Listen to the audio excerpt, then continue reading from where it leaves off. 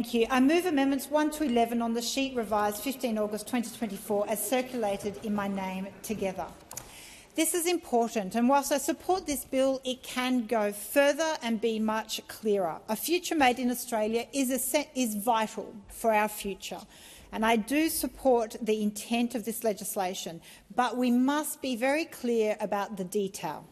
The world is decarbonising, with demand growing for commodities and products that will enable global decarbonisation.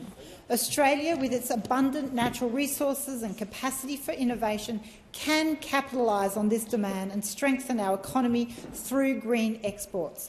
And while the opportunity is great, the opportunity cost is even greater.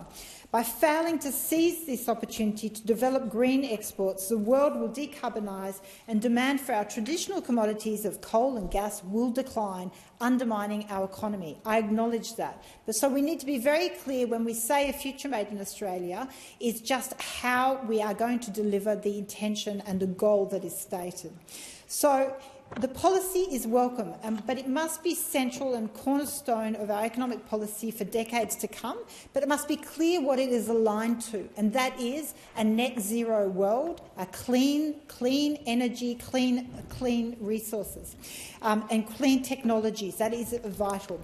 We must play to our natural advantage, support both existing and new players, and ensure funding is targeted and fiscally responsible to ensure a return on investment.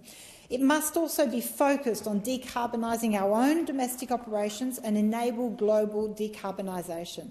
The amendments that I move today focus on ensuring that decarbonisation remains the focus of this future Made in Australia policy.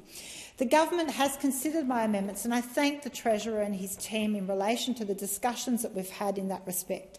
I believe part of one of my amendments will be offered up as part of a government amendment, which is address some concerns, but not all of the concerns that I've expressed. So I understand the government will adopt, in part, one of my amendments, in particular in respect to First Nations communities and traditional owners being able to participate in and share the benefits of the net zero transition. This is important, and I welcome this move. However, I understand they're not going to accept the need to these amendments around making sure emissions reduction are at the core of a future made in Australia.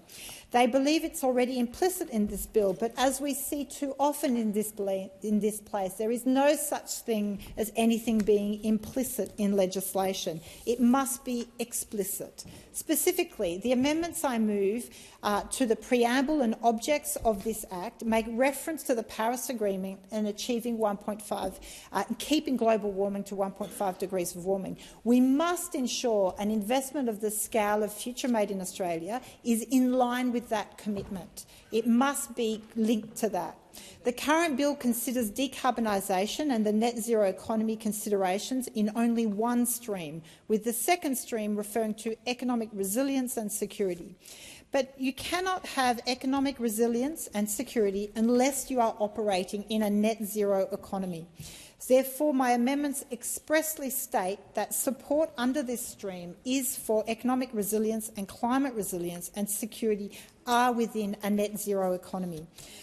These amendments will not only safeguard against FMI, the future made in Australia supporting fossil fuel projects, which absolutely should not happen, but also ensure that any support given under the legislation, whether it be for medical manufacturing or defence manufacturing, is to a project and business aligned with net zero goals.